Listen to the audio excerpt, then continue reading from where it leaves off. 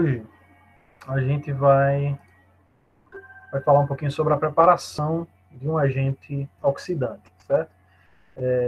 Esse reagente que a gente vai preparar hoje, na verdade, o produto da reação de hoje vai ser o reagente da reação da semana que vem, certo? Então eu vou mostrar para vocês como é que é preparado esse reagente e na aula seguinte a gente vai usá-lo para fazer a oxidação de um álcool primário a um aldeído, certo? Deixa eu falar rapidinho como é que funciona essa reação. Então, a gente vai preparar na aula de hoje o clorocromato de piridínio, que é conhecido como PCC. Ele é um reagente oxidante, é um oxidante forte de cromo 6, cromo hexavalente, e ele tem algumas vantagens em relação aos outros agentes oxidantes. O PCC ele é um sólido de cor forte, um alaranjado bem forte, então isso ajuda na hora de prepará-lo. A gente consegue observar a formação dele por conta da precipitação, ele é sólido, e por conta da cor, certo? Ele não é muito hidrofílico, mas ele precisa ser seco de forma adequada ao final da reação, porque caso ainda haja umidade depois que ele é preparado, ele perde a principal função dele, que é de oxidar seletivamente álcoois primários a aldeídos. Se houver água no meio, ele não vai parar a oxidação no aldeído. Então, a gente precisa manter ele bem seco, certo? Depois de preparado, ele pode ser armazenado em recipiente fechado por longos períodos, certo? Essa aqui é a estrutura do PCC, é o clorocromato de piridínio, é um sal que é solúvel em solventes orgânicos e por isso ele é tão interessante, certo? Ele é preparado pela adição de piridina a uma solução de trióxido de cromo em ácido clorídrico. Então, inicialmente, a gente vai preparar o ácido clorocrômico, vai usar CrO3, trióxido de cromo, vai adicionar ácido clorídrico. À medida que eles reagirem, a gente vai observar uma mudança de coloração com a formação do ácido clorocrômico, e depois esse ácido vai reagir com a piridina para formar o sal, né? PCC na forma de sal. De forma geral, esses compostos oxidantes de cromo, eles são bem eficientes, são bastante eficientes, mas a maioria deles, à exceção do PCC, eles são insolúveis em solventes orgânicos e solúveis em água. E na presença de água, eles oxidam, eles fazem a oxidação completa de álcoois primários. Então, álcoois secundários vão acetonas, né, eles param, a oxidação para na acetona, mas os álcoois primários eles continuam oxidam primeiro o aldeído, depois a ácido carboxílico. Então, quando você quer oxidar seletivamente até o aldeído, você não precisa do ácido carboxílico, o PCC é uma alternativa muito interessante, mas novamente, ele precisa ser bem seco, certo? Então a gente vai, na aula de hoje, a gente vai preparar o PCC, a reação vai ser essa aqui, mas eu vou mostrar para vocês aqui só a título de curiosidade, a gente vai explorar isso melhor na próxima aula, mas eu vou mostrar aqui como é que funciona a reação seguinte, certo? Então, o PCC, ele vai, aqui nesse caso, ele está oxidando um álcool secundário, então ele vai oxidar até cetona. Então, o PCC, ele sofre um ataque da hidroxila, de um dos pares de elétrons da hidroxila, vai formar o sal com um ácido clorocrômico, depois ele vai eliminar um cloreto, certo? Vai eliminar um íon cloreto. Esse próprio íon cloreto que é eliminado, ele vai servir de base para abstrair um hidrogênio desse carbono terciário. A abstração desse hidrogênio faz com que eu forme uma nova dupla ligação com a carbonila, o ácido crômico sai como grupo abandonador e eu vou produzir o composto carbonílico, nesse caso a acetona, o ácido crômico e o cloreto de piridina, certo? Mais uma vantagem dessa reação é que eu não preciso de um trabalho longo de purificação, já que tanto o ácido crômico como o cloreto de piridina são solúveis em água, eu consigo lavar com água essa mistura, a minha acetona fica no solvente orgânico e o ácido e o sal saem na água. Então, é uma reação que tende a ser razoavelmente limpa, certo? Mas essa reação em si a gente vai preparar na aula seguinte, né? Hoje a gente vai fazer a síntese do PCC. Essa síntese, ela é simples, ela é uma síntese que pode ser feita em balão aberto, já que eu não tenho necessidade de controlar a entrada de umidade, né? A reação é feita em solução, em suspensão aquosa, só que ela requer alguns cuidados, porque esses compostos, quando eu misturo, principalmente se eu misturar na ordem errada, eu posso formar complexos que são inflamáveis e explosivos. Então é uma reação que precisa ser feita com bastante cuidado, certo? Então aqui eu tenho as vidrarias. A gente vai fazer a reação num balão de 2 bocas. Vou adicionar os reagentes. A reação é bem rápida, deixa reagir por alguns minutos. Depois disso, a gente vai filtrar no funil de Buchner e lavar bastante. Depois do PCC formado, a gente vai lavar bastante para retirar o excesso de piridina e de ácido, que ainda sobrem sem reagir. Lavar bastante, filtrar. Depois a gente vai transferir para um tubo de Schlenk e vai retirar o restante da água. Essa parte é que demora. No preparo do PCC, a secagem do material é que é mais demorada. A reação em si leva poucos minutos. Mas depois disso eu vou precisar secar bem o material, então ele vai ficar por várias horas ou até dias para ser seco. Bom, o procedimento, como eu falei, é bem simples. A gente vai pesar esse aqui é CRO3, não é CRO. CRO3, a gente vai pesar em um balão de 2 bocas, vai resfriar esse balão em banho de gelo.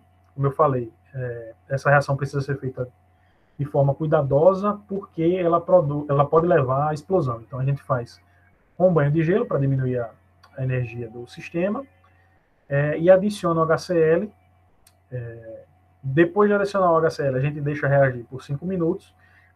As duas etapas, tanto a formação do ácido clorocrômico como a formação do PCC, são bem rápidas, certo? A gente vai deixar agitando por 5 minutos sob refrigeração, em banho de gelo. Depois vai adicionar a piridina, gota a gota. Essa adição da piridina tem que ser feita de forma lenta, também para evitar riscos desnecessários. E aí a gente vai agitar até observar a formação desse precipitado de cor laranja. Vocês vão ver no vídeo que é bem característico, é uma cor laranja viva, então vocês não tem como errar. Depois que o sólido estiver formado, então eu vou ter o PCC sólido em suspensão, e na solução aquosa eu vou ter o que sobrou de ácido de piridina, certo? Então a gente vai transferir essa suspensão para um funil de Buchner e vai filtrar com quitasato sob pressão reduzida e lavar bastante com água destilada, certo? Para que sobre no precipitado somente o PCC. Depois dessa lavagem, a gente transfere para um tubo de Schlenk. Eu vou mostrar para vocês como é que é esse tubo, e faz uma retirada da umidade sob pressão reduzida. Acopla uma bomba a vácuo e essa bomba vai lentamente retirar a água daquele meio. Depois que o material estiver seco, a gente vai pesar e calcular o rendimento, certo? A comprovação da formação do PCC é a própria formação do precipitado, certo? Então, nessa aula de hoje, a gente não vai precisar usar a cromatografia gasosa acoplada à espectrometria de massas. A própria formação do precipitado já é condição suficiente para estabelecer que a reação funcionou, certo? E aí depois a gente vai pesar, vocês vão calcular o rendimento e discutir sobre o assunto. Dúvidas? Todo mundo entendeu até aqui?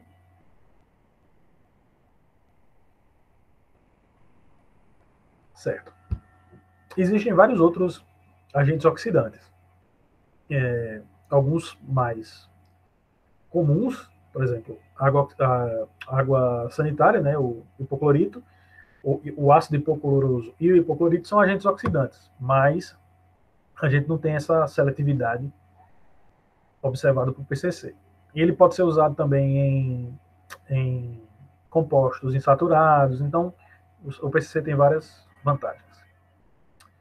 Certo. Nessa reação de hoje, eu tive a ajuda das alunas de doutorado. De novo, eu tentei explicar a reação durante a filmagem, mas o barulho do laboratório, das capelas principalmente, atrapalha um pouco. Então, inicialmente a aluna está explicando como é que funciona a reação, como é o mecanismo, mas essa parte vocês não vão observar, eu vou explicando durante a prática, certo? Então, deixa eu passar isso aqui.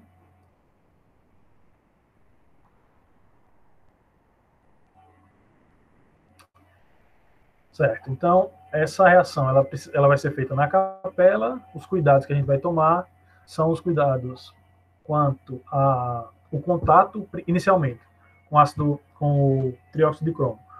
Evitar o contato com a pele, obviamente, então jaleco e luva são necessários. E no caso do ácido clorídrico e da piridina, além do contato, a gente tem que se preocupar também com a aspiração, né? Com a respiração dos vapores produzidos. Então, o procedimento é feito em capela. A gente vai preparar um banho de gelo, não vou estar explicando. Preparar o banho de gelo, vai pesar o CrO3 num balão de 2 bocas, vai colocar no banho de gelo, deixar resfriar por alguns minutos e depois a gente começa a adição do ácido clorídrico, certo?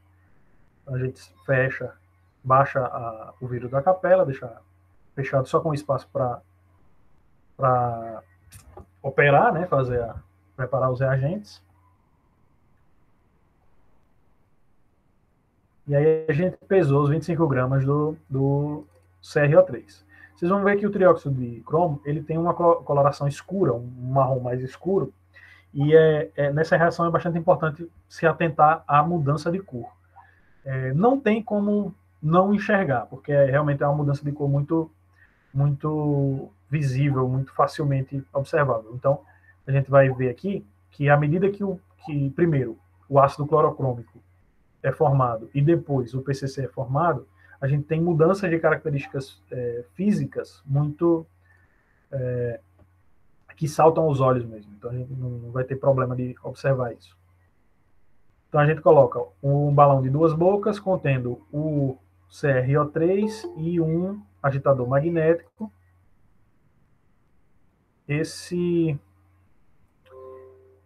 Essa mistura não, né? O CrO3 vai ficar alguns minutos sob refrigeração no banho de gelo. Ó, vocês veem a cor dele, é bem escuro. Quando eu adicionar o ácido, vocês vão ver que essa cor muda bastante, né? A adição do ácido, ela é feita de forma mais rápida. Eu não preciso adicionar tão lentamente, mas a adição da piridina precisa ser feita de gota a gota, certo? Vocês veem que, como vai ser em solução aquosa, eu não tenho problema de deixar o balão aberto. Eu não me preocupo com a umidade, eu vou colocar a umidade no meio. Vai haver reações mais à frente em que a gente vai precisar se preocupar bastante com a umidade, e aí eu mostro para vocês como é que funciona, qual é o procedimento para evitar a entrada de água no meio, certo? A adição dos reagentes líquidos, ela pode ser feita com um funil de adição ou com uma pipeta. A gente vai fazer nessa prática de hoje com uma pipeta, porque como o volume é pequeno e eu tenho um maior controle na velocidade de adição, certo? Então, tem até um funil de adição aqui do lado, mas a gente não vai usar esse funil de adição na prática de hoje. Ele vai ficar ali um tempinho, e eu vou adicionar o ácido clorídrico para estar explicando aqui. Eu posso fazer a adição com o funil de adição, só que no caso da reação de hoje, a gente escolheu fazer com a pipeta. Por questão de praticidade mesmo e de controle, né? Controle na velocidade de adição. Se o volume fosse maior, aí eu faria no funil. Tem outro motivo também para não usar o funil de adição. Caso, como eu falei, essa reação ela gera o risco de explosão, se o funil de adição estiver aqui acoplado e, porventura, o material explodir, ele vai jogar o funil de adição longe, né? Então eu vou acabar aumentando o risco de dano ao ambiente e ao operador. No caso da pipeta, se começar a formar chama ou se a temperatura começar a aumentar muito rapidamente, eu consigo observar e simplesmente tirar a pipeta dali, né? Para a adição. Certo, então a gente vai adicionar primeiro o ácido clorídrico com uma proveta, né? A adição do ácido clorídrico é mais rápida. Vocês vão observar que a cor já começa a mudar à medida que o ácido clorídrico entra em contato com o CrO3.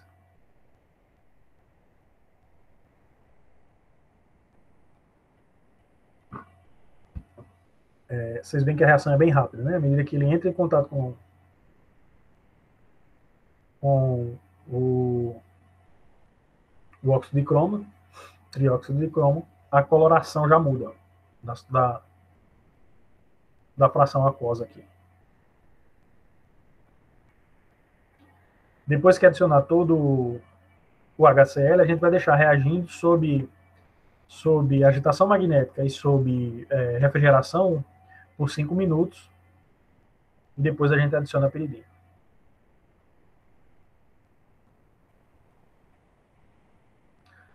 Essa primeira adição ela não ocasiona muitos problemas.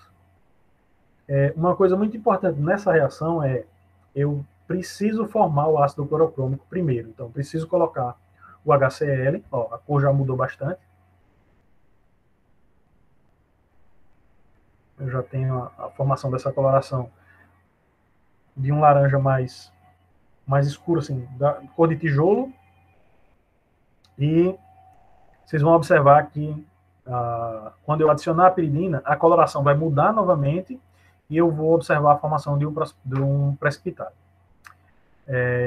Certo, como eu estava falando, essa ordem de adição é muito importante e pode parecer um pouco óbvio, mas é bom se atentar para isso. Eu preciso colocar o ácido clorocrômico primeiro. Por quê?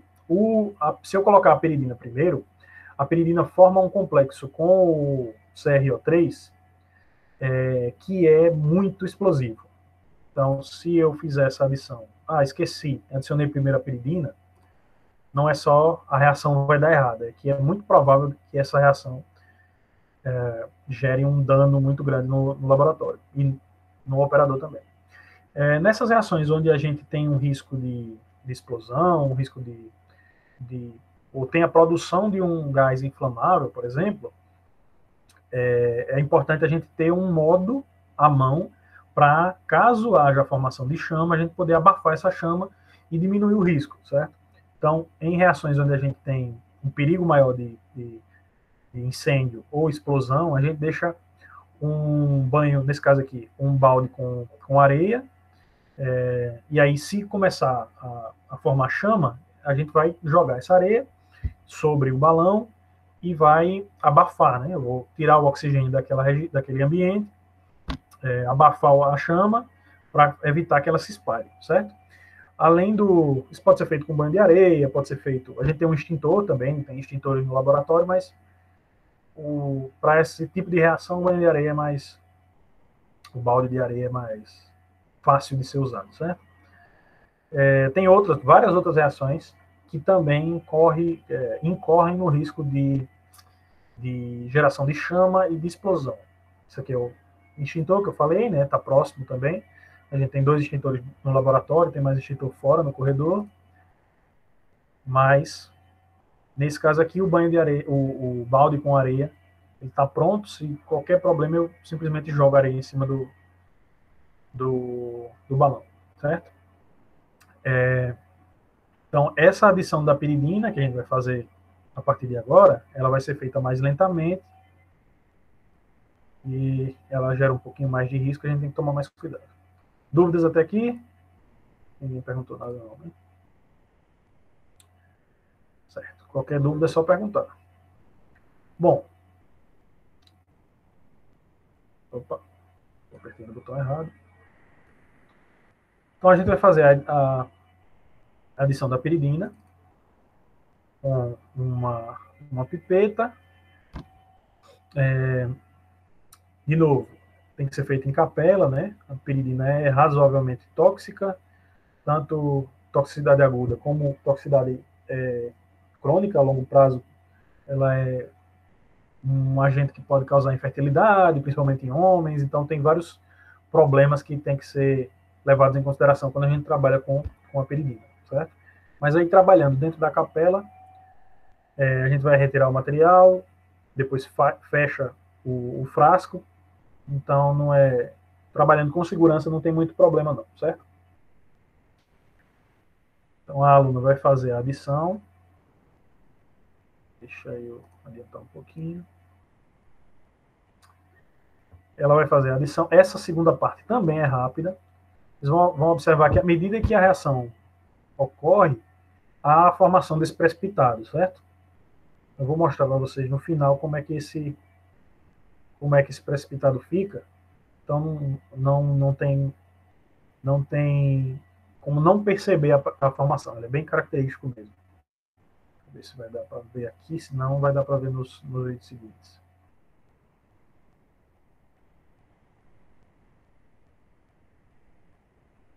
Vou tentar um pouquinho.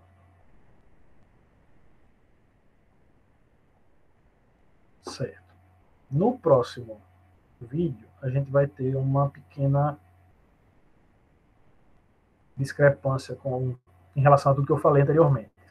Certo? Então, como vocês podem ver, isso aqui sou eu. Isso aqui está errado, né? Eu estou sem jaleco, sem luva, mas eu substituí a aluna aqui porque, como eu falei para vocês, essa reação ela é explosiva e gera esses riscos, e a aluna já tinha sofrido um acidente no começo do ano, e essa era a primeira vez que ela fazia a reação depois desse acidente. Então, durante a reação, durante a adição, ela ficou um pouquinho nervosa, e aí eu acabei assumindo esse pedaço, mas isso aqui não deve, de uma forma geral, isso não deve acontecer, né? Para fazer essa reação, você precisa estar de jaleco, de luva. Depois, nessa parte inicial, a aluna ficou um pouco mais calma, estava mais tranquila e continuou a adição. E aqui vocês já podem observar ó, a coloração da suspensão do PCC. Então não tem como eu não perceber a formação dele. Vocês veem que tem um laranja bem vivo. Ela está colocando aqui um segundo agitador magnético. Colocando um segundo agitador magnético, porque depois que quando o PCC começa a se formar, ele vai precipitando, a viscosidade desse meio aumenta bastante, e aquele agitador que estava inicialmente, ele não tinha força suficiente para agitar a mistura, certo? Então ela colocou mais um agitador, e aí eles juntos aumentam o peso desses agitadores e ele consegue fazer essa agitação magnética, certo? Então, vocês vão ver que o PCC ele é bem característico, ó. É um sólido laranja. Isso aqui eu acho que eu não sei se eu não gravei, mas esse aqui eu tenho o funil de Buchner com um papel de filtro, o Kitasato aqui embaixo, a gente já fez a filtração, então lavei com água. O ácido formado, ácido clorídrico, a piridina, tudo que era solúvel em água passou para essa fração aquosa aqui embaixo. E aí eu vou transferir o PCC, esse sólido laranja, para um aparato de Schlenk, um tubo de Schlenk. Nesse tubo ele tem nessa vidraria eu tenho esse tubo lateral com uma torneira, e aqui eu conecto uma bomba. Conecto a bomba a vácuo aqui, ela vai puxar o ar do ambiente e com ele a umidade vai saindo aos poucos, né? Eu filtro o máximo, tiro aqui o máximo de umidade que eu conseguir nessa filtração, depois eu transfiro para o Schlenk, e aí a gente deixa esse sólido sob a ação da bomba a vácuo, e essa é a parte demorada da reação, né? A formação do PCC ela vai demorar bastante por conta dessa necessidade de retirar a umidade. E aí a gente precisa realmente tirar a umidade do sólido para que ele cumpra o papel na reação seguinte, né? Se eu tiver umidade aí, eu acabo perdendo essa propriedade do PCC de parar a oxidação de álcoois primários no aldeído. Então a gente vai transferir para o Schlenk, e vai deixar sob a ação da bomba e vai observando. À medida que a bomba vai extraindo a água, vai retirando a água, eu consigo ver que não tem mais umidade naquele ambiente. Deixa eu ver se tem mais alguma. Certo. Eu vou ligar a bomba. Depois de um tempo, a água vai descendo aqui, vai decantando, e a gente vê a umidade aqui embaixo. E aí, depois de algum tempo, isso pode ser várias horas ou até dias, a gente vai ver que esse PCC está bem seco, e aí eu posso usar nas reações, certo? Nas reações de oxidação. Essa bomba é uma bomba a vácuo, não é uma bomba muito forte, então por isso que demora um pouquinho também para essa umidade sair. Uma coisa que eu chamo a atenção, eu estou tirando o gás, né, o ar que tem aqui dentro do Schlenk, e pode ter sobrado ainda, não sei, espero que não, mas pode ter sobrado piridina, por exemplo. Então é muito importante que a saída de ar dessa bomba ela esteja dentro da capela, certo? Então eu tenho aqui a entrada de ar, de onde ela está puxando, a bomba está puxando o ar daqui de dentro, e tem a saída, essa mangueira aqui, a saída de ar, e eu tenho que colocar ela dentro da capela para que todo o gás, a mistura gasosa que eu puxo do Schlenk volte para dentro da capela e não para o laboratório, certo? É bem importante a gente lembrar de colocar essa saída de ar dentro da capela. A bomba vai ficar funcionando aí por um tempo e depois a gente retorna para ver se ficou seco. Depois que estiver seco, eu vou pesar e armazenar num recipiente fechado e ele está pronto para uso. Aí ele vai ser armazenado no laboratório e vai ser usado por diferentes integrantes do grupo, né? O PCC não é um produto que a gente prepara para uma única síntese.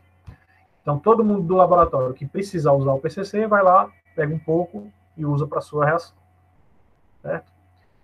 Quando acabar esse PCC, ou se ele apresentar algum sinal visual de degradação, por exemplo, escurecimento, acúmulo de água, à medida que você vai abrindo e fechando,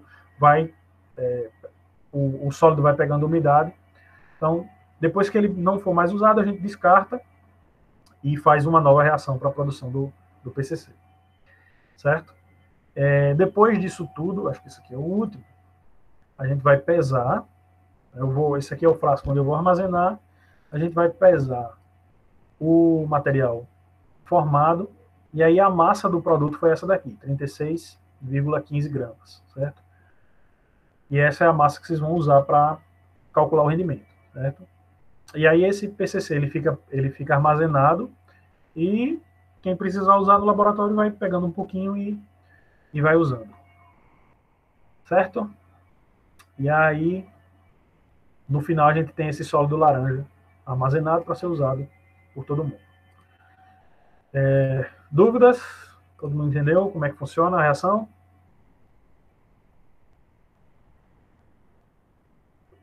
Repete a massa obtida, professor. 36,15.